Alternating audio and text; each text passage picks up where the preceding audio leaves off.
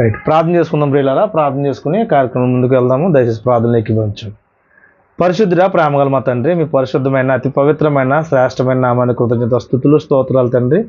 మీ కుమారుడైన క్రీస్తునందు మమ్మల్ని అతిమిక్కిలిగా ప్రేమించి మా జీవితాలను తండ్రి ఉద్ధరించడానికి తండ్రి, మా జీవితాలు తండ్రి భూమి మీద తండ్రి మరి నిత్య జీవితానికి మరి కనెక్ట్ అయ్యేలా తండ్రి అయినా మరి మేము ఈ లోకం నుంచి నైనా మీరున్నారు లోకానికి రావడానికి తండ్రి ఉన్నతమైన మీ మాటలతో మమ్మల్ని నేను బలపరుస్తూ రెండిట్లో తండ్రి అనుసంధానం చేస్తూ తండ్రి మీరు చేస్తున్న ఆయన మీరు చూపిస్తున్న ప్రేమను బట్టి కృతజ్ఞత స్తుతులు చెల్లించుకున్నాం తండ్రి.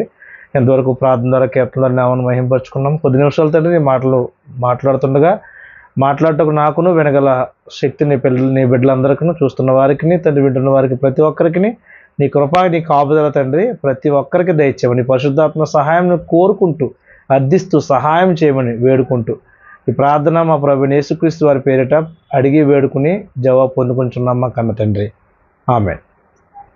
దేవుడు మనకి ఇచ్చినటువంటి సమయంలో మరి శనివారం ప్రశ్నోత్తరాల కార్యక్రమానికి మనం పిలిపి పత్రిక ధ్యానిస్తున్నాం కాబట్టి 3వ అధ్యాయాన్ని క్లుప్తంగా వివరించే ప్రయత్నం చేస్తాను. ఒక అవగాహన కోసం మాత్రమే. మరి ఖచ్చితంగా మరి అందరికీ తెలియాలి ఇందులో కొన్ని విషయాలను ఈరోజు మనం ధ్యానిద్దాము. మనం ఏ పత్రిక ధ్యానిస్తున్నప్పటికీ దాని యొక్క పుట్టుపూర్వత్రాలు వాటి యొక్క సంఘ స్థాపన అనేది ఖచ్చితంగా మనం మాట్లాడుకుంటున్నాము. గతించిన సారి మరి పిలిపి పత్రిక గురించి మాట్లాడినప్పుడు కూడా ఖచ్చితంగా దాని గురించి మాట్లాడడం జరిగింది. మరి ఇప్పుడు సమయం లేదు కాబట్టి కొద్ది సమయం మరి 3వ అధ్యాయాన్ని మనం ధ్యానించుకోబద్దులై ఉన్నాం కాబట్టి 3వ అధ్యాయం గురించి ధ్యానిద్దాము. మొట్టమొదటికి పిలిపి పత్రిక క్రీస్తు శకం సుమారు 61-62 సంవత్సరాల మధ్యలో రాయబడినట్టుగా మనం చూస్తాము. ఇది చెర పత్రిక అంటారు దీన్ని, అనగా అపోస్తలుడైన పౌలు గారు చెరసాలలో ఉండి రాసినటువంటి పత్రిక. రైట్, అని మీకు తెలిసిన విషయాలు మరొకసారి క్లుప్తంగా టూకీగా నేను గుర్తు చేస్తున్నానంతే. సో ఇది రాసే సమయానికి తిమోతి గారు సహకారుడుగా ఉన్నాడు. తర్వాత ఎపఫ్రోదితు అనే ఒక సేవకుడు సంఘాన్ని పిలిపి సంఘాన్ని చూస్తున్నటువంటి ఒక ఎపఫ్రోదితు అనే ఒక సేవకుడు మరి ఆ సంఘం నిమిత్తం సమాచారం తీసుకుని వచ్చారు పౌలు గారి దగ్గరికి. అక్కడ విన్న తర్వాత ఏదైతే పిలిపి సంఘం నుంచి కొన్ని వస్తువులు తెచ్చి పౌలు గారికి ఇచ్చారో అది చూసిన తర్వాత సంఘ యోగక్షేమాలు అడిగినప్పుడు సంఘంలో పరిస్థితి బాగాలేదు, కొద్దిగా ఎడబాటు అనేది ఉంది, లేకపోతే రకరకాల విభిన్నమైన అభిప్రాయాలతో 2 గ్రూపిజాలుగా విడిపోయారు అనే విషయం ఎప్పుడైతే పౌలు గారికి తెలిసిందో తెలిసిన దాన్ని బట్టి చింతిస్తూ బాధపడుతూ వాళ్ళని హెచ్చరించాలని, వాళ్ళందరినీ కూడా ఒక తాటిపైకి తీసుకురావాలని, అలాగే వాళ్ళందరికీ కూడా ఏక మనసు కలగజేయాలని, ఏక అభిప్రాయం కలగజేయాలనే మంచి దేవుని ఉద్దేశం కలిగి ఒక ఆత్మీయ తండ్రిగా మొదలుపెట్టిన పత్రికే పిలిప్పు పత్రిక, పిలిపిలకు రాసిన పత్రిక. ఈ పిలిప్ అనే పట్టణం ఎక్కడ ఉందనంటే మరి యూరప్ ఖండంలో ఉన్నట్టుగా మనం చూస్తాం. మాసిదోనియా దేశంలో యూరప్ ఖండంలో ఉన్నట్టుగా మనం చూస్తాం. యూరప్ ఖండంలో మొట్టమొదటిగా సంఘం స్థాపించినటువంటి ప్రదేశం ఈ పిలిపి ప్రదేశం. దీనికోసం ఎన్నో మరి దెబ్బలు, లేకపోతే ఎన్నో కొరడా దెబ్బలు, బెత్తంతో దెబ్బలు తిన్నట్టుగా అపోస్తల కార్యాల గ్రంథం 16వ అధ్యాయంలో మనం చూస్తాం. వీటన్నిటి మధ్య సంఘ స్థాపన జరిగింది. అటువంటి సంఘం ఇప్పుడు ఇలా విచ్ఛిన్నమైపోయి మరి సిద్ధాంతాల పేరుతో లేకపోతే తత్వజ్ఞానాల పేరుతో ఒకరినొకరు హెచ్చించుకునే పేరుతో, ముఖ్యంగా ఒకరినొకరు హెచ్చించుకునే పేరుతో మరి విడిపోవడం అనేది అపోస్తలుడైన పౌలు గారికి ఇష్టం లేదు. కాబట్టి ఆయన సంఘంలో ఉన్న ప్రతి ఒక్కరిని సహోదరులుగా లేదా తన పిల్లలుగా ఎంచి మరి తను పడిన ప్రసవ వేదనకు ఆటంకం కలగకుండా, లేకపోతే క్రీస్తు దినమున వాళ్ళని చూసి ఈయన సంతోషం పరిపూర్ణం అయ్యే విధంగా వీళ్ళని తీర్చిదిద్దాలి. మా తప్పులు అనేవి మానవ సహజాలు, తప్పిపోతుంటారు, కానీ సరిచేయవలసిన బాధ్యత సేవకుడి మీద ఖచ్చితంగా ఉంటుంది. ఏదో సంఘంలో వచ్చాము మా వాక్యం చెప్పి వెళ్ళిపోయామంటే కాదు, కానీ సంఘం పట్ల బాధ్యత తీసుకుని సంఘంలో ఉన్న ప్రతి బిడ్డ పట్ల, ప్రతి విశ్వాస పట్ల, మరి ముఖ్యంగా ఆత్మీయ భాషలో చెప్పాలంటే ప్రతి ఆత్మ పట్ల నైతిక బాధ్యత కలిగి ఎవరైతే సంఘాన్ని నడిపిస్తారో వారికి ఒక లెక్క చెప్పుకునేటప్పుడు, లేకపోతే లెక్క అప్పగించేటప్పుడు క్రీస్తు దినమున ఒక అతిశయ కారణం కలుగుతుంది. ఇది పౌలు గారి మాటల్లో మనం చూస్తాం. ఈ అతిశయ కారణం గురించే పౌలు గారు ఎంతో ప్రాకులాడారు. ఈ అతిశయ కారణం క్రీస్తు దినమున నేను కట్టిన సంఘాలు మరి వృధాగా పోలేదు, నేను పడిన ప్రయాసం వ్యర్థంగా పోలేదు అని చెప్పి ఆయన ఆనందం వ్యక్తం చేయాలి. ఆ వ్యక్తం చేయాలంటే ఇదిగో భూమి మీద ఉండగానే ఆ సంఘాలను ఏం చేయాలి, కట్టాలి బాగానే. ఒకవేళ సిద్ధాంతపరమైన ఇబ్బందులు వచ్చాయా, లేకపోతే ఏమన్నా చూసారా ఆయన ఆనందానికి కిరీటంగా ఉన్నారట అని సంతోషానికి. సో అంటే ఇలాంటి సమయాలు వీళ్ళని కట్టాలని ఒక మంచి ఉద్దేశం ఇది. ఎవరికి కలుగుతుంది చెప్పండి? ఇది ఖచ్చితంగా ఒక ఆత్మీయ తండ్రికి కలుగుతుంది. మనం చాలాసార్లు ఆయన గురించి మాట్లాడుకున్నాం. ఎంత భారం కలిగిన వ్యక్తి అంటే మనం చూస్తాం. అలాగే 1-2 అధ్యాయాలు మనం ధ్యానించి 3వ అధ్యాయం ధ్యానిస్తే ప్రియులారా, ఇక్కడ ముఖ్యంగా మనకు కనిపించేది ఏంటంటే, ఇదిగో ఆ కుక్కల విషయమే జాగ్రత్తగా ఉండండి అన్నాడు. కుక్కల విషయమే జాగ్రత్తగా ఉండండి. ఏంటి కుక్కలు అంటే, ఆ మాట అంటూ మనకు అంటాడు కింద మళ్ళీ ఇంకో పదప్రయోగం చేస్తూ, దుష్టులైన పనివారి విషయమే జాగ్రత్తగా ఉండండి. ఈ కుక్కలన్నా దుష్టులైన పనివారన్నా ఒక్కటే. వీళ్ళు దేవుని సేవకులమే అని చెప్పుకుంటూ, దేవుని పిల్లలమే అని చెప్పుకుంటూ, దేవుని కోసం బ్రతుకుతున్నామని చెప్పుకుంటూ, ధనార్జనే ధ్యేయంగా మరి అనేక మందిని కుక్క ఎలాగైతే మరి చీల్చేస్తాయో, లేకపోతే కుక్క ఎలాగైతే వాడిని చిరాకు చేసేస్తాయో, లేకపోతే వాళ్ళని ఖరాబ్ చేసి వాళ్ళని కుక్క అంటే మనకి నీచం, అంటే ఒక నీచ స్థితిలో దిగజారుస్తాయి. కాబట్టి ఆ స్థితి కలిగిన వారు చాలామంది ఉన్నారు. అలాంటి వారి విషయంలో జాగ్రత్తగా ఉండండి అని మాట్లాడుతూ, ప్రారంభించినటువంటి మెట్టుకు నా సహోదరులారా ప్రభునందు ఆనందించండి. మరి 4వ అధ్యాయం కూడా అదే చెప్తాడు, ప్రభునందు ఆనందించండి. ఆనందం ఏంటయ్యా అంటే, ఈరోజు చాలామంది అనుకుంటున్నట్లుగా లేకపోతే క్రిస్మస్ రోజు చేసుకున్న ఆనందాలు లాంటి ఆనందాలు కాదు ఇది. ఇంతకీ ఈ ప్రభునందు ఆనందించండి అన్న మాట రాస్తున్నటువంటి పౌలు గారు ఆ రాస్తున్న పరిస్థితిలో శరీర సంబంధమైన ఆనందాల్లో లేడు. ఈ విషయం గుర్తుపెట్టుకోవాలి. అక్కడ పత్రిక రాస్తున్నాడు. పత్రిక రాస్తున్నటువంటి ఆయన కలిగిన భారం ఎంత గొప్పదంటే, ప్రభునందు నా మెట్టుకు నా సహోదరులారా మీరు ప్రభునందు ఆనందించండి. అంటే చెరసలు ఉంటే ఎవరికన్నా ఆనందం అంటే, ఈయన చెప్పే ఆనందం శరీర సంబంధమైనది కాదు. ఎందుకు కాదంటానంటే, అక్కడ శరీర సంబంధమైన ఆనందం కోసమే రాశాడు అనుకుంటే, ఆయన శరీర సంబంధమైన ఆనందాల్లో లేడట. ఆయనకి ఎక్కడంటే చెరసాల్లో ఉన్నాడు. ఇష్టం వచ్చినట్టు స్వేచ్ఛగా తిరిగే పరిస్థితి లేదు. ఎక్కడికి వెళ్తే అక్కడికి వెళ్ళే పరిస్థితి లేదు. ఏది వెళ్తే తినే పరిస్థితి లేదు. ఒక నిర్బంధంలో ఉన్నాడు కాబట్టి, ఒక గృహ నిర్బంధంలో ఉన్నాడు కాబట్టి ఈ ఆనందం గురించి మాట్లాడుతున్నాడు. ఏంటంటే, ఇదిగో నా సహోదరులారా, ఇంకా అందుకే ముందు 1-2 అధ్యాయాలు మనం చూస్తాం. ఒకసారి చూడండి. ఉదాహరణకి 1వ అధ్యాయం 12వ వచనంలో ఏమంటాడంటే, సహోదరులారా నాకు సంభవించినవి సువార్త మరి ఎక్కువగా ప్రభువులకే సమకూడనని మీరు తెలుసుకునిచున్నాను. చూసారా, నాకు ఏదైతే సంభవించావో, ఏవైతే బాధలు కానివ్వండి, శరసాలు కానివ్వండి, శ్రమలు కానివ్వండి, దెబ్బలే కానివ్వండి, ఉపవాసాల జాగరణలా ఏం సంభవించినప్పటికీ దేనికోసం సంభవించాయి అని అంటే, సువార్త మరి ఎక్కువగా ప్రబలవాటికి ఎన్ని సమకూడని మీరు గ్రహించుకోవాలి. ఇందులో కూడా ఏముంది? ఆయనకి ఆనందం ఉంది. ఇది ప్రభునందు ఆనందించడం అంటే ఇది ప్రియులారా. ముఖ్యంగా పౌలు గారి యొక్క ఇంటెన్షన్ మనకు అర్థం కావాలి. చాలా మంది పైపైన చదువుకుని ఈరోజు బైబిల్ పైపైన చదువుకున్న వాళ్ళు చాలా మంది తెలియక మాట్లాడుతున్న మాటలు ఏంటంటే, ఏదో ఆనందించండి, గంతులేయండి, తిరగండి, సంతోషించండి. ప్రభువే చెప్పాడు, పౌలు గారే చెప్పాడు ప్రభు పేరట ఆనందించమని. ఇలాగ అర్థం చేసుకుంటారు బైబిల్ అంటే.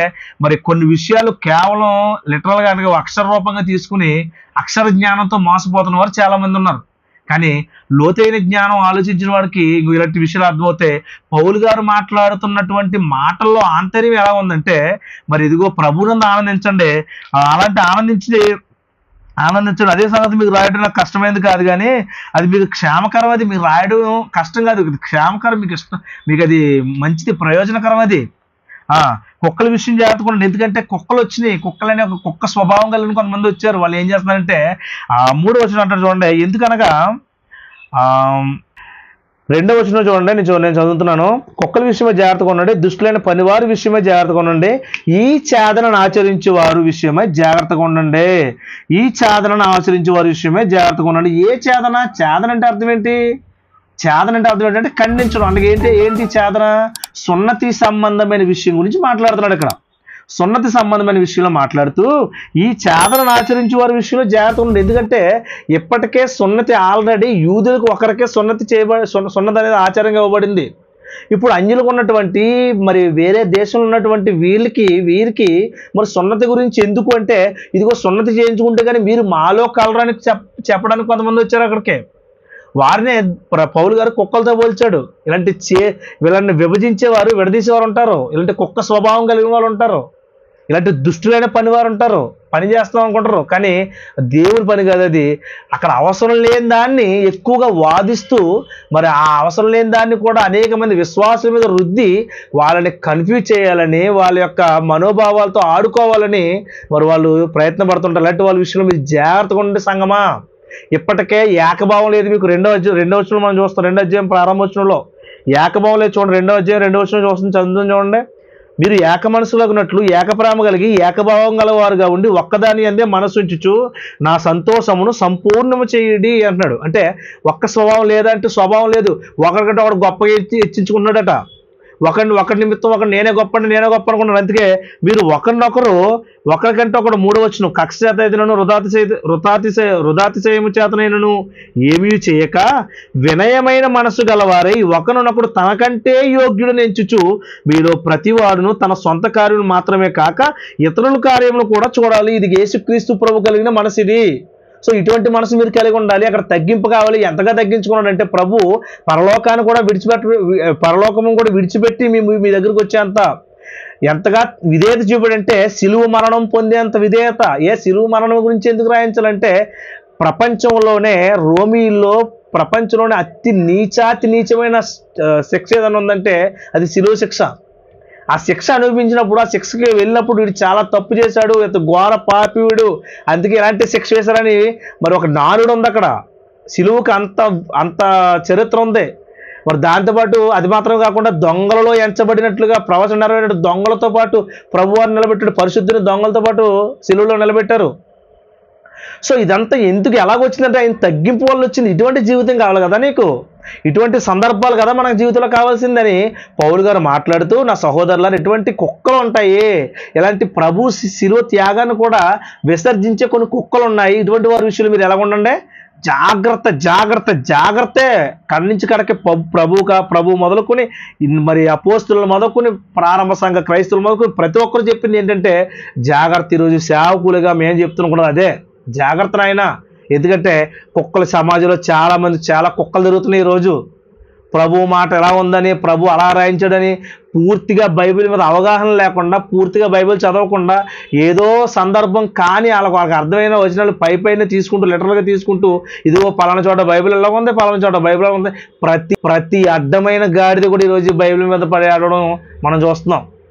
నిజానికి వాళ్ళకి సందర్భం కానీ సమయం కానీ ఏ కాంటెస్ట్లో రాయించాడు, ఏ సందర్భంలో రాయించాడు, దేనికోసం మాట్లాడుతున్నాడు, అది రూపకాలంకారమా లేకపోతే ఉపమానాలంకారమా లేకపోతే అదేమన్నా నిజంగా రాయించాడా, ఇవన్నీ ఏం ఆలోచించరు. ఎవరితో మాట్లాడుతున్నారో అదే ఆలోచించరు.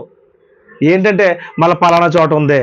ఉదాహరణకి ఇంకో నీ అత్తకి కోడలకి నీ విరోధం పెట్టవచ్చు తిని, అమ్మో విరోధం పెట్టవచ్చేసాడంటండి, చూసారు అగ్ని రాజవేయ వచ్చి తిని అగ్ని రాజేస్తాడంటండి. అంతేనా? అదేనా అర్థం చేసుకోవాల్సిన? అంటే చాలామంది ఇటువంటి కుక్కలు ఈరోజు సమాజంలో కుక్కలు, నేను కరెక్ట్గా చెప్తున్నాను, కుక్కలు. బైబిల్ భాష కుక్కలే అన్నాడు దేవుడు. కుక్కల విషయంలో జాగ్రత్తగా ఉండేటువంటి కుక్కలు ఈ రోజు కదా ఆ రోజు కూడా ఉన్నాయి ప్రియులారా. కాబట్టి చేదన విషయంలో సున్నతి విషయంలో ఇబ్బంది పడుతున్నారు. కాబట్టి కింద చూడండి 3వ వచనంలో, ఎందుకనగా అలా జాగ్రత్తగా ఉండి ఎందుకు జాగ్రత్తగా ఉండాలంటే శరీరం ఆస్పదం చేసుకోనక దేవుని యొక్క ఆత్మలను ఆరాధించు క్రీస్తు యేసునందు అతిశయపడుచున్న మనమే సున్నత ఆచరించేవారము. కావాలంటే నేను శరీరం ఆస్పదం చేసుకోవచ్చు, ఎందుకంటే అది యూదుడు, అతను అనగా హెబ్రీయుడు, అతను ఇశ్రాయేలు సంతతి చెందినవాడు, పరిసర సంతతి చెందినవాడు, చేసుకోవచ్చు. 8వ దినంలో సున్నతి పొందితిని ఇశ్రాయేలు వంశపు వాడినే బెన్యామీను గోత్రంలో పుట్టిన హెబ్రీయుల వంశంలో హెబ్రీయుల సంతానమని హెబ్రీయుడినై ధర్మశాస్త్ర విషయము పరిసేయుడినై ఆసక్తి విషయంలో సంఘమును హింసించుచు ధర్మశాస్త్రాన్ని ఎంతలా అవకాశం పట్టానో ధర్మశాస్త్రం వలన నీతి విషయమై అనిందుడినై ఉన్నాను. అసలు ధర్మశాస్త్రంలో నాకు ఏ రిమార్కు లేదు. ఇంకా పైపొచ్చి నాకు లాభం వచ్చేది ఇప్పుడు డబ్బులు తీసుకుని ఎలాగైతే డబ్బుల కోసం మరి మతోన్మతులు ఎలాగైతే బైబిల్ మీద పడి ఏడుస్తున్నారో అదే విధంగా ఆనాడు పౌలు గారు కూడా మరి లాభకరంగానే ఎంచుకున్నాడట. పెద్దల దగ్గర పత్రికలు తీసుకుని నేను క్రైస్తవాన్ని నాశనం చేసేస్తాను, ఈ మార్గంలో ప్రతి ఒక్కరిని స్త్రీ అని కానీ పురుషుడు కానీ ఎవరు లేరు, అందరినీ కూడా తుడిచి నాశనం చేసేస్తాను, వాళ్ళందరినీ చంపేస్తానని పత్రికలు పుచ్చుకుని బయలుదేరాడు అతను. అనిందిన్నాను. అసలు ధర్మశాస్త్ర విషయంలో అసలు ఏనందలేదు. అయినను అవన్నీ ఎలా ఉన్నాయట పౌలు గారికి? లాభకరంగా ఉన్నాయట. లాభమే నిజంగానే. ఈరోజు చాలామంది ఏం చేస్తారండి, యూట్యూబ్ పెట్టుకోవడం, బైబిల్ పడేయడం. ఏంటి దానివల్ల ఉపయోగం అంటే వాళ్ళకి ఉపయోగకరమైనది ఒకటి ఉంది, ఏంటంటే యూట్యూబ్ నుంచి వచ్చే ఇన్కమ్, లేకపోతే మతోన్మాదులు పైనుంచి ఇచ్చే ఇన్కమ్. చాలామంది అంటారు క్రిస్టియన్స్గా మారితే పైనుంచి డబ్బులు వస్తాయి, పైనుంచి. ఆపండ్రా బాబు సోది, పైనుంచి డబ్బులు రావడం కాదు. ఇప్పుడు మీరు మాట్లాడడం వల్ల మీకు వస్తున్నాయి పైనుంచి డబ్బులు, కాబట్టే వాళ్ళు మాట్లాడుతున్నారు ఈరోజు. వాళ్ళు ఛానల్ పెట్టుకుని ఎక్స్ క్రిస్టియన్ ఒకడు క్రిస్టియన్ రోస్ట్ అని ఒకడో, ఇలాగా ప్రతి ఒక్కరు కూడా యేసుక్రీస్తు ప్రభుని బైబిల్ని అంటూ డబ్బులు లాభకరంగా మార్చేసుకుంటున్నారు. కానీ పౌలు గారు కూడా ఇదే స్థితిలో ఉన్నాడు. ఒకానొక సమయంలో ఇవన్నీ లాభమేనికి అంటే క్రైస్తవం విస్తరిస్తున్న దినాలలో క్రైస్తవ్యాన్ని మట్టు పెడితే పరిసయ్యులు, శాస్త్రులు, ధర్మశాస్త్రోపదేశకులు పౌలు గారిని అందలానికి ఎత్తేసిను. అసలు మామూలుగా ఉండేది కాదు అక్కడ ఆయన స్థితి. కానీ పౌలు గారు అంటాడు, ఎంత గొప్ప విషయం అంటే ప్రియులారా, చూడండి 7వ వచనంలో అంటాడు, అయినను ఏవేవి నాకు లాభకరమైన ఉండెనో వాటిని క్రీస్తు నిమిత్తం నష్టంగా ఎంచుకున్నాను నేను. ఈరోజు చెప్పగలరా ఎవరైనా? నేర్చుకున్నాను, నిశ్చయముగా నా ప్రభు అయిన యేసుక్రీస్తును గూర్చిన నా అతి శ్రేష్టమైన జ్ఞానము నిమిత్తమై సమస్తమును నష్టముగా ఎంచుకొనుచున్నాను. కాబట్టి క్రీస్తును సంపాదించుకుని ధర్మశాస్త్ర మూలమైన నా నీతిని గాక క్రీస్తునందరి విశ్వాస మూలమునైన నీతి అనగా విశ్వాసమును బట్టి దేవుడు అనుగ్రహించు నీతి గలవాడనై ఆయనందు అగపడు నిమిత్తము ఏ విధము చేత నేను పునరుత్థానం నేను చూడాలనుకుంటున్నాను. పునరుత్థానం అనుకుంటున్నాను. నేను ఒక రోజు లేస్తున్నాను నాకు తెలుసు, ఒక రోజు నేను బ్రతుకుతాను నాకు తెలుసు. ఆ పునరుత్థానం ఏ విధంగానే సరే చూడాలనుకుంటున్నాను. ఎంత కమిట్మెంట్ చూడండి ఒకసారి పిల్లరా. ఇదంతా ఈ లోకంలో నీకు కావలసిందంతా విడిచిపెట్టింది ఇంతగా. ఎస్, అందుకే ఎప్పుడయ్యా ఇది? ఎప్పుడంటే ఇంకా ఆయన చూడలేదండి బాబు, ఇంకా పునరుత్థానంలో రావాలి, తర్వాత అందరూ మాట్లాడాలి. ఇవన్నీ కూడా లాభమా? ఆయనకంటే లాభమే. కానీ ఎందుకు నష్టం ఎంచుకోవడం అంటే ఇదిగో క్రీస్తును సంపాదించుకునే విషయంలో ప్రియులారా. ఈరోజు చెప్పండి, మనం ఏమైనా నష్టపరుచుకుంటున్నామండి దేవుని కోసం? అసలు మనం ఏమి నష్టపోకూడదండి, ఏమి మనకు అసలు లోటు రాకూడదు, అన్ని సమృద్ధిగా ఉండాలి. చూడండి, చాలామంది సామెత అంటారు, గాదిలో బియ్యం గాదిలో ఉండాలంట, బిడ్డ ఎలా ఉండాలంట, బీరకాయలాగా అయిపోవాలంటండి. అమ్మో, గాదిలో బియ్యం గాదిలో ఉండాలా? గాదిలో ఉండాలి. అక్కడ తగ్గకూడదు, తక్కువకూడదు. మరి ఎలా ఉండాలి మరి? బిడ్డ అండి బీరకాయలా అయిపోవాలండి, లావు అయిపోద్ది. అబ్బా చూస్తే అబ్బా ఎంత బాగున్నాడు, నువ్వు పెట్టకుండా ఎక్కడ అవుద్ది? నువ్వు పెట్టుబడి పెట్టకుండా ఏది రాదా నీకు? ఈరోజు నువ్వు చూస్తున్న సెల్లో, నువ్వు వింటున్నటువంటి ఆ సెల్లో కూడా నువ్వు ఛార్జింగ్ పెడితేనే కదా ఈరోజు వాక్యం వినగలుగుతున్నావు. మరి క్రీస్తుని వద్ద ఏంటయ్యా నువ్వు నష్టం ఎంచుకుంటే? ఏంటమ్మా నువ్వు నష్టం ఎంచుకున్నదే? పునరుత్థానం కోసం సమకు కలిగే లాభకరమైన అన్నీ కూడా పౌలు అనే మహాశయుడు, పౌలు మహాభక్తుడు మరి ప్రతిదీ కూడా నష్టం ఎంచుకున్నాడు కదా. ఈరోజు మనం ఏమి నష్టం ఎంచుకుంటున్నాం? నీ యవన కార్యాలు ఎంచుకుంటున్నావా? లేకపోతే నీకు మరి నీ కళ్ళ ముందు వస్తున్నటువంటి ఏ విషయంలోనైనా సరే ప్రభువు నిమిత్తం నష్టం ఎంచుకుంటున్నావా? ఏంటయ్యా నువ్వు ఎంచుకున్న నష్టం అంటే? ఏమీ లేదే, ఏం కనిపించట్లేదే. కానీ ఆ రోజు పౌలు గారు చెప్తున్నాడు, సంఘానికి చెప్తున్నాడు, ఇదిగో సంఘమా, మీరు ఖచ్చితంగా మీరు ఎలా ఉండాలంటే సమస్తాన్ని ఎలా నష్టం ఎంచుకోండి. నేను ఎలాంటి వాడిని, నా స్థితి ఎలాంటిది అయినప్పటికీ నేను ఎందుకు వచ్చానయ్యా ఇక్కడికి అంటే క్రీస్తు పునరుత్థానం నేను చూడండి. అందుకే 11-10 చదువుతుండే, ఏ విధము చేత మృతుల్లో నుండి నాకు పునరుత్థానం కలగవలనని ఆయన మరణ విషయంలో సమానుభవము గలవాడనై ఆయన పునరుత్థాన బలమును ఎరుగు నిమిత్తము ఆయన శ్రమలలో పాలువాడినగుట ఎట్టిదో ఎరుగు నిమిత్తమును సమస్తమును నష్టపరుచుకుని పెంటతో సమానంగా ఎంచుకొనిచున్నాను. ఎంత గొప్ప గురి ఉందండి ఆయనకి నిజంగానే. What wonderful goal it is. What wonderful goal నిజంగా. ఎంత గోల్ అండి, ఎంత మంచి గురి అండి నిజంగానే. ఈరోజు మన గురి ఏంటి తెలుసా? చాలా మంది క్రైస్తవుల గురి ఏంటి తెలుసా? చిన్న ఒక ఇల్లు కావాలని ఒకలో, పెళ్లి కావాలని ఒకలో, పిల్లలు కావాలని ఒకలో, అప్పులు తీర్చలేని ఒకలో, శరీర రోగాలు పోతలేదని ఒకలో, ఈ చిన్న గురులు. కానీ పౌలు గారి గురి చూసారా? అబ్బా what wonderful. Hats off to Paul. అందుకే అన్నాడు చూడండి, ఏ విధము చేత ఏ విధంగానే సరే మృతుల్లో నుండి పునరుత్థానం కలగాలి నాకు. నేను దానికోసం కష్టపడతానయ్యా. అవసరమైతే నా శరీరాన్ని ఇచ్చేస్తానయ్యా. కొట్టుకుంటారా, చంపేస్తారా? మీరు చంపేరు, నాకు లాభమే అది. మీరు నాకు ఏది లేకపోయినా, తింటానికి తిండి లేకపోయినా, ఉండటానికి ఇల్లు లేకపోయినా, కనీసం నెత్తి మీద మరి వర్షం పడుతుంటే నెత్తి మీద వేసుకోవడానికి చిన్న గుడ్డ కూడా లేకపోయినా, దిగంబరులుగా సంచరించిన, రాళ్లతో కొట్టబడినా, అవమానాలు ఎదుర్కొన్నా, నిందలు ఎదుర్కొన్నా, ఈడ్చి కొడుతున్నా, బెత్తాలతో మమ్మల్ని పొడుస్తున్నా, ఏదొచ్చినా కానీ కొరడాలతో కొట్టేసి ఒళ్ళంతా చీల్చేస్తున్నా కానీ ఏ విధంగానైనా నాకు ఏం కలగాలి? పునరుత్థానం కలగాలి. ప్రియమైన దేవుడు, ఇది అండి ఈరోజు క్రైస్తవుడు ఉండవలసిన నిరీక్షణ. ప్రియులారా, మనం క్రైస్తవులుగా క్రీస్తుని నమ్మేసుకున్నామండి, అయిపోయిందండి. ఇది కాదండి కావాల్సింది. పౌలు గారి కమిట్మెంట్ చూడండి ఒకసారి. సమస్తాన్ని నష్టం ఎంచుకున్నాడు. ఆయన మరణ విషయంలో కూడా సమానుభావం కావాలంటండి ఈయనకి. ఆయనలా మరణించాలి నేను. నా జీవితంలో నేను ఆయన ఏదైనా తక్కువ చేసి వెళ్ళిపోతే అది నా జీవితంలో నా వంతది, నేను దాన్ని సంపూర్తి చేయాలి. ఎవరికొంద చెప్పండి, ఏ సేవకుడు కొంత చెప్పండి, విశ్వాసం మాట పక్కన పెట్టండి, ఎవరు బోధిస్తున్నారు కదా, ఏ సేవకులు బోధిస్తున్నారో వాళ్ళకి కమిట్మెంట్ ఉందా ప్రియులారా? ఒక్కసారి బుర్ర పెట్టి ఆలోచిస్తే ఖచ్చితంగా ఇలాంటి సేవకులు లేరండి ఈరోజు. ప్రారంభ సంఘ క్రైస్తవులు లేరండి ఈరోజు. కాబట్టి ప్రియమైన దేవుని వారు ఆలోచించండి. సమస్తం ఆయనతో ఆయన శ్రమలలో పాలుపడవుట ఎట్టుతో ఎరుగు నిమిత్తము సమస్తము నష్టపరుచుకున్నాను. ఈరోజు ఒక్కడ కూడా నష్టపోకూడదు మనం, చిన్నదే నష్టపోకూడదు మనం. కాబట్టి నష్టపరుచుకొని సమస్తం పెంట తెంచుకున్నాను. ఇదివరకే నేను గెలిచితనైనను, ఇదివరకే సంపూర్ణ సిద్ధి పొందితనైనను నేను అనుకోవట్లేదు ఇంకా. అబ్బా మరి మనం ఏమంటాం, మన సేవకులు ఏమంటారు, నాకా అన్నీ తెలుసండి, అబ్బాయి నాకు కాళ్ళు రగరేస్తారు, నాకు అన్నీ తెలుసు, నాకు కాళ్ళు రగరేస్తూ నాకు సంపూర్ణ జ్ఞానం, నేను అంత బైబిల్ అంతా తెలుసు అని చాలామంది విర్రవీగుతూ ఉన్నారు. కానీ ఏం తెలుసండి బైబిల్? ఈయన అంటున్నాడు ఇదివరకు నేను గెలిచితనని అనుకుంటలేదంట, సంపూర్ణ సిద్ధి పొందేశానని అనుకుంటలేదంట. మరి ఏమనుకోండి, ఎందుకు అంటున్నాడు? దేని నిమిత్తం క్రీస్తు యేసు చేత పట్టబడుతున్నాను దాన్ని పట్టుకున్న వాళ్ళని పరిగెత్తుచున్నాను. ఎందుకైతే నేను ఏర్పాటు చేయబడ్డాను దానికోసం నేను పరిగెత్తుతున్నాను. ఇక 14 వచనంలో చూస్తే ప్రియులారా అంటాడు కదా, 14 వచనం అంటాడు కదా, ఒక ఇంపార్టెంట్ విషయం మాట్లాడుతూ 13 నుంచి చూడండి. ఇప్పుడు చదువుతున్నాం కదా, సహోదరులారా నేను ఇదివరకే పట్టుకుని వినానని తలంచుకొనను, అయితే ఒకటి చేయుచున్నాను. ఏం చేస్తున్నానంటే ఒక సీక్రెట్ రివీల్ చేస్తున్నాడు. అక్కడ ఏం చేస్తున్నాడంటే మనం అందరం నేర్చుకోవాల్సిన ఒక రహస్యం బయలుపరుస్తున్నాడు. చూడండి ఏం చేస్తున్నాడంటే, ఆయన ఏం చేస్తే సక్సెస్ అయ్యాడో మనకు చెప్తున్నాడు. ఫిలిప్పి సంఘానికి చెప్తున్నాడు, నాయనా మీరు కొట్టుకు చచ్చే దాంట్లో ఆగిపోకండి, ఒకడి నుంచి ఒకడంటే ఒకడో మరి గొప్పడు అని చెప్పుకుంటూ ఆగిపోకండి, లేకపోతే సున్నతి విషయంలో ఆగిపోకండి.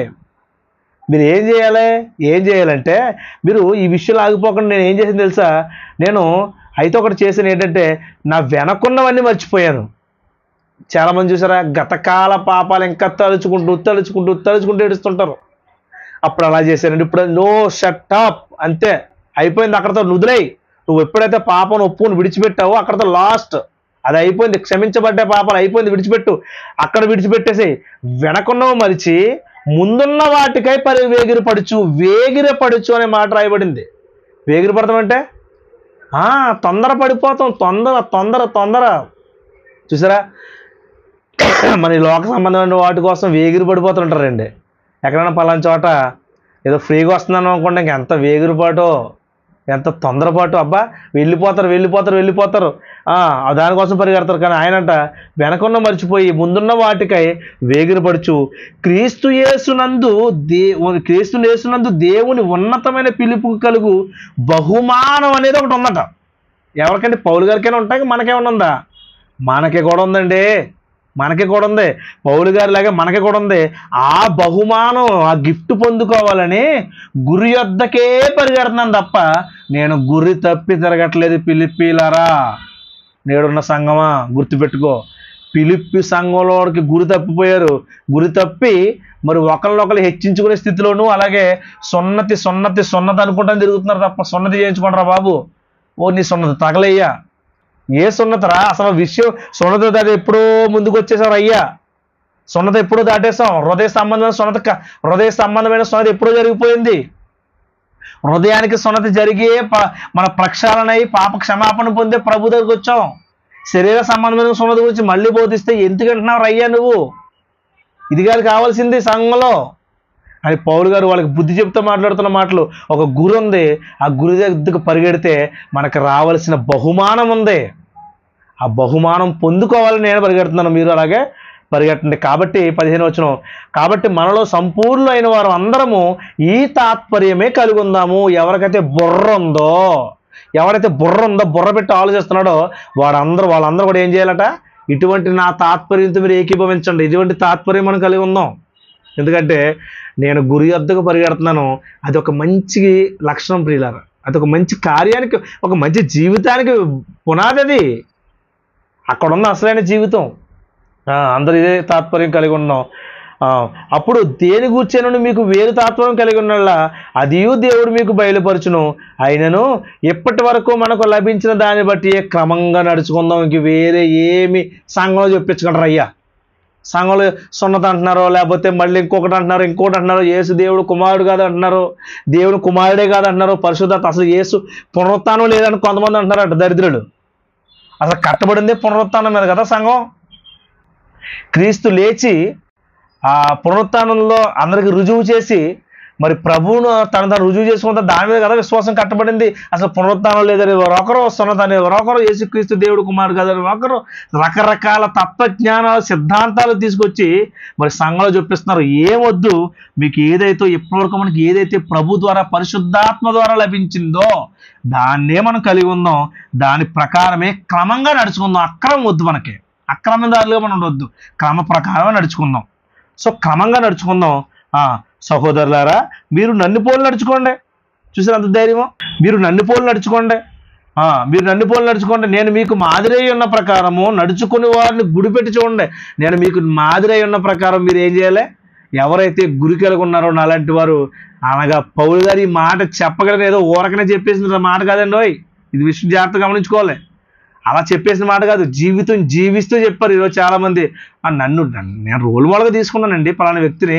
అవునా, చాలా గొప్పడు అతను, గొప్పడే, జీవితం బాగా బతికాడా? బాగా బతికాడండి. ఇంకా బతుకుతున్నాడా? బ్రతుకుతున్నాడండి. అంటే జారిపోయే అవకాశం ఉందా? ఉందండి. మరి అలాంటి వాడు నీకు రోల్ మోడల్ ఏంటి? రోల్ మోడల్ ఎవరు లేరా ఇంకా నీకు క్రైస్తవ సమాజంలో? లేదండి, మా అన్నయ్య మాకు గొప్ప అండి, లేకపోతే మా ఆత్మీయ తండ్రి అండి మాకు గొప్ప అండి. నీకు గొప్ప అయితే రేపు ఆత్మీయ తండ్రి మీ అన్నయ్య మీ అన్న రేపొద్దున మారిపోయే అవకాశం ఉంది నాన్న, గుర్తుపెట్టుకో. రేపొద్దున మారిపోయే అవకాశం ఉందిరా నాన్న కన్నా. కానీ ఇదిగో మన అన్న ఎక్కడున్నాడు? అపోస్తలుడైన పౌలు గారు, ప్రారంభ సంఘ క్రైస్తవులు ఆల్రెడీ జీవితంలో నలిగిపోయి విజయాలు సాధించి చరిత్రలో నిలిచి ఇప్పుడు ప్రస్తుత కాలంలో పరదైసులో ఉన్నారు. గ్యారంటీ పర్సన్స్ వాళ్ళు. వాళ్ళని ఏదో గురి పెట్టుకోవాల్సిందే. ఈరోజు నా అన్న అని కాలరాయడం ఎగరేయడం కాదు. నీ అన్న ఉన్నాడు, మన పూర్వీకులు ఉన్నారు, మన పితరులు ఉన్నారు, ప్రారంభ సంఘంలో పనిచేసిన వారు ఉన్నారు, గుర్రి పెట్టి నిలిపి ప్రభు యొద్దకు పరిగెట్టిన వారు ఉన్నారు, వాళ్ళ జీవితాన్ని వాళ్ళ పరుగుని కడముట్టించిన వారు ఉన్నారు. పౌలు గారు లాంటి వాళ్ళు, పేతురు గారు లాంటి వాళ్ళు, అపోస్తులు ఉన్నారు. ప్రారంభ సంఘంలో ఎంతో మంది పనివారు ఉన్నారు. ప్రియులారా, రామపత్రికలు మన లాస్ట్ అధ్యాయం చదివితే ఎంతమంది కనిపిస్తారో చెప్పండి. అలాంటి కనిపించిన కొంతమంది అయితే కనిపించిన ఇంకా ఎంతో మంది ఉన్నారు. వాళ్ళందరూ కూడా మనకు మాదిరి. ఈరోజు చాలామంది అందుకే అంటున్నారు, ఆయన అంత ధైర్యంగా అంటున్నాడు, సహోదరులా మీరు నన్ను పోలు నడుచుకోండి, నేను మీకు మాదిరి అయిన ప్రకారము నడుచుకుని వారిని చూసి గురిపెట్టి చూడండి. అనేకులు క్రీస్తు శిలువకు శత్రువుగా నడుచుకుంటున్నారు. వాళ్ళు కూడా చెప్తారు మేము మాదిరి అని. నో, ఏది గురుగో ఏది గోధుమని తెలుసుకోవాలి, ఏది దేవుని ఆత్మ ఏది దెయ్యపు ఆత్మని తెలుసుకోవాలి. నడుచుకుంటున్నారు. వీరిని గూర్చి మీతో అనేక పర్యాయములు చెప్పి ఇప్పుడు నువ్వు ఏడుస్తూ చెప్తున్నాను అంటున్నాడండి. ఏడవలసిన పని ఎందుకు వచ్చింది చెప్పండి పౌలు గారికి? నేను మొదటగా చెప్పాను, పౌలు గారు కన్నీళ్లు విడుస్తూ రాశాడండి. కన్నీళ్ళండి. సంఘం పాడైపోతుంటే ఒక ఆత్మీయ తండ్రి కన్నీళ్ళేనండి. ఎవడలా పోతే పోండ్రా అనే రకం కాదు కదండి పౌలు గారు. ఆత్మీయ తండ్రి అండి, కన్నాడండి. ఆ కన్నవాడికి తెలుస్తుంది బాధ ఏంటో. ఎవరు శరీరాన్ని నలగొడితే ఆ సంఘం కట్టబడిందో, ఎవరు శరీరం నుంచి రక్తధారలు కారితే ఆ సంఘం కట్టబడిందో, దానికి కారణం ఎవరో ఆయన కదా బాధ. నీ దగ్గరికి వచ్చారు కదా, నీ ఉండిపోతే బాగుంటావా? అలా కాదు కదా అనాల్సిందే. అందుకంటారు చూడండి, వీరిని గూర్చి మీతో అనేక పర్యాయాలు చెప్పాను, ఇప్పుడు నువ్వు ఏడ్చి చెప్పుచున్నాను, నాశనమే వారంతా. ఎంత కడుపు రగిలిపోతే ఈ మాట వస్తుంది చెప్పండి ప్రియులారా. పిల్లల్ని ఒరే నువ్వు నాశనం అయిపోతావురా, నువ్వు ఇక బాగుపడవరా అని తల్లిదండ్రులు అన్నారు అనుకోండి, ఎంత రగిలిపోతారండి. ఏ తండ్రి అయినా ఏ తల్లి అయినా కుమారులు నాశనం అయిపోవాలని కోరుకుంటారండి. వాళ్ళు ఇంకా బాగుపడాలని ఒక దెబ్బ కొడతారు తప్ప, మరి బాగుపడాలని చెప్తారు తప్ప, తిడతారు తప్ప నాశనం అయిపోవాలనుకోరండి. కానీ నువ్వు నాశనం అయిపోతావురా అని ఒక తల్లి అందంటే తన కుమారుడితో తన కుమార్తెతో ఎంత పెయిన్ లోపల అనుభవిస్తుందో ఒకసారి ఆలోచించండి. ఇన్ ద సేమ్ సెన్స్ మనం పౌలు గారి గురించి ఆలోచిస్తే ఒక ఆత్మీయ తండ్రిగా అంటున్నాడు, వారి నాశనమే వారి అంతము, వారి కడుపే వారి దేవుడు. వారు తాము సిగ్గుపడవలసిన సంగతులు ఎందు అతిశయపడుతున్నారు. ఎందుకో కానీ అతిశయపడుతున్నారు. భూ సంబంధమైన వాటి అందే మనసు ఇస్తున్నారు. కానీ మన పౌరస్థితి ఎక్కడ ఉందంటే పరలోకమందు ఉంది. అండ్ ఈ పౌరస్థితి గురించి మీకు చెప్పాను కదా, రోమీలకు ప్రవాస స్థానమై ఉంది. చిన్న ఇన్ఫర్మేషన్ ఇచ్చి ముగించేస్తాను చూడండి. ఒక 2 minutes నేను తీసుకుంటాను. రోమీలకు ప్రవాస స్థానమై ఉన్నదని అపోస్తుల గారి 16 అధ్యాయంలో మనం చూస్తాం. అంటే అక్కడ ఎక్కువ రోమా బెటాలియన్ ఉన్నట్టుగా మనం చూస్తాం చరిత్రలో. ఆ రోమా బెటాలియన్ అని అక్కడ వారికి ఎక్కువ రోమా పౌరసత్వం ఉండేది. ఆ రోమ పౌరసత్వం ఉండడం వల్ల, ఎక్కువ రోమీలు ఉండడం వల్ల అక్కడ చాలామంది ఆ పౌరసత్వాన్ని బట్టి గర్విస్తున్నారు. ఆ రోమాలో ఉన్న రోమీలు ఆ పౌరసత్వాన్ని బట్టి మేము రోమీలు, మాకు పౌరసత్వం ఉందనే దాన్ని బట్టి అతిశయపడుతున్నారు. అలాంటి వారి గురించి మాట్లాడుతూ, వారి భాషలో మాట్లాడుతూ, మన పౌరసత్వం ఎక్కడది కాదు నాయన, మనకు పరలోకం ఉంది పౌరసత్వం, అక్కడ నుండి ప్రభువైన యేసుక్రీస్తు వారి రక్షకుని కొరకు మేము కనిపెట్టుకుని ఉన్నాము. సమస్తము తనకు లోపరచుకున్న జాలిన శక్తిని బట్టి ఆయన మన దేన శరీరమును తన మహిమగల శరీరమునకు సమరూపము గల దానిగా మార్చును. ఇది మా నిరీక్షణ. చూసారా? అంటే అక్కడి నుంచి కనిపెట్టుకుంటున్నాము. ప్రభువుని యేసుక్రీస్తు రక్షణకు నిమిత్తమే కనిపెడుతున్నాము. ఆయన వచ్చినప్పుడు మరి ఆయన సమస్తాన్ని లోపరచ కొనజాలినటువంటి శక్తి ఉంది ఆయన దగ్గర. ఆ శక్తిని బట్టి మన దేన శరీరాలు ఏవైతే ఉన్నాయో, ఈ శరీర నిమిత్తం చచ్చిపోకండి. మీరు శరీర సంబంధమైన వాటి కోసం కొట్టుకు చావకండి. అలాంటి శరీరమును కూడా తన మహిమ శరీరముకు సమరూపముగా, తన మహిమ శరీరానికి సమరూపముగా మార్చగల శక్తి గలవాడిని మేము నమ్ముతున్నాము, ఆశ్రయిస్తున్నాము. సో నా నిరీక్షణ ఇది ఫిలిప్పీలారా, నా నిరీక్షణ ఇది. ఓ సంగమా, ఈరోజు వింటున్నటువంటి నా సంఘ ప్రియమైన దేవుని బిడ్డలారా, ఈరోజు మనం కూడా నేర్చుకోవాల్సిన ప్రాథమిక సూత్రాలు ప్రియులారు ఇవి. ఇది నా నిరీక్షణ, ఇది నా అతిశయం, ఇది నా గురి, ఇది నా పరుగు, నాకు పలానా బహుమానం ఉంది. ఇవన్నీ కూడా మనసులో పెట్టుకుని కుక్కల విషయంలో, దుష్టులైన పనివారి విషయంలో జాగ్రత్తగా ఉండి ముందుకు వెళ్ళవలసిన వారమై ఉన్నాం. ఇట్టి ధన్యత, ఆ జ్ఞానము, ఇటువంటి సమస్తమైన జ్ఞానము మరి ఏదైతే ప్రభువును మనకి ఇస్తాడో ఆ జ్ఞానాన్ని మనం పొందుకుని దేవుని నిమిత్తం మనం బ్రతికే వారంగా ఉండి మరి మనకి నిత్య జీవనాన్ని అనుగ్రహించే ప్రభువుని గురిపెట్టుకుని ముందుకు వెళ్దాం. అట్టి ధన్యత మన అందరికీ ఉండాలని మనస్ఫూర్తిగా కోరుకుంటూ నా మాటలు ముగిస్తాను. తల వచ్చిన ప్రియులారా ప్రార్థన చేసుకుందాం. పరిశుద్ధుల ప్రేమగల మా తండ్రి, మీ పరిశుద్ధమైన అతి శ్రేష్టమైన నామానికి కృతజ్ఞతలు తండ్రి. నీ కుమారుడు తండ్రి లోకంలో శ్రమలు అనుభవించి ప్రభునైనా శ్రమల గుండాంతరం మమ్మల్ని అయినా ఆనందించమని, శ్రమలు వచ్చినప్పుడు కూడా ఆనందించమని, మరి కుమారుడైన తండ్రినైనా మరి పౌలు గారి ద్వారా విలువైన లేఖన భాగాలు మాకు అందించి తండ్రి ఎంతవరకు వివరించడానికి తండ్రి, ఈ తరంలో తండ్రి నాకు జ్ఞానాన్ని అనుగ్రహించిన తండ్రి అయినా, మరి నన్ను వాడుకున్న మీ బోరగా నన్ను వాడుకున్న వాడకాన్ని బట్టి తండ్రి అయినా మీ కృతజ్ఞత స్తుతులు తండ్రి. ధన్యుణ్ణి ప్రభువా, మీ కృపలైనా వర్ధిల్లకు సహాయం దయచేయండి. అలాగే ప్రభువా, ఎంతవరకు వాక్యం నీ బిడ్డలందరూ వద్దాలి, మీ వాక్యాన్ని 30, 60, 100 ఫలింపజేయండి తండ్రి. మీ కృప, మీ కాపుదలు దయచేసి తండ్రి. విన్న వాక్యం తండ్రి హృదయాల్లో భద్రపరుచుకుని దాని ప్రకారం తండ్రి అయినా మరి శనివారం జరుగుతున్న మరి కార్యక్రమంలో కూడా సహాయం దయచేయమని తండ్రి. మరి ప్రతి ఒక్కరు తండ్రి ఆ ప్రశ్న జవాబు అందించిన కార్యక్రమం మీ యొక్క మహిమకరంగా జరిగించుకోమని, ఎంతవరకు విన్న హృదయంలో తండ్రి అయినా వాక్యాలు తండ్రి పదిలిపరుచుకుని హృదయం అనే పలకల మీద రాసుకుంటూ కృప చూపించమని, ప్రతి ఒక్కరిని దీవించమని. ఎంతవరకు తండ్రి ఈ వీక్షించినటువంటి ప్రతి బిడ్డని తండ్రి అయినా మీ కృప, మీ కాపుదల్లో నడిపించుకోమని తండ్రి. సమస్త మీ నామానికి అప్పగించుకుంటూ మా యొక్క గురి, మా యొక్క మరి గమ్యం తండ్రి మీరని, మీరు ఇచ్చే బహుమానం అని, ఉన్నత పిలుపుకి మేము పిలువబడ్డామని తండ్రి అయినా, మరి కుక్కల విషయంలో తండ్రి అయినా జాగ్రత్త కలిగి, మరి లోక సంబంధమైన వాటి విషయంలో తండ్రి అయినా మాకు ఏదైతే ప్రయోజనకరమైందో సమస్తాన్ని తండ్రి నష్టపరుచుకున్నా కానీ తండ్రి అయినా మీకోసం ఎదురు చూసే వారు ఉంటకు సహాయం దయచేయమని, అతి స్థిరమైన క్రీస్తు కలిగిన మనసును, పౌలు గారు కలిగిన మనసును మాకు అందరికీ దయచేయమని క్రీస్తు నామములో నా ప్రార్థనలు అడిగి వేడుకుని జవాబు పొందుకుంటున్నామా కన్న తండ్రి. ఆమెన్. అందరికి వందనాలమ్మా. God bless you all.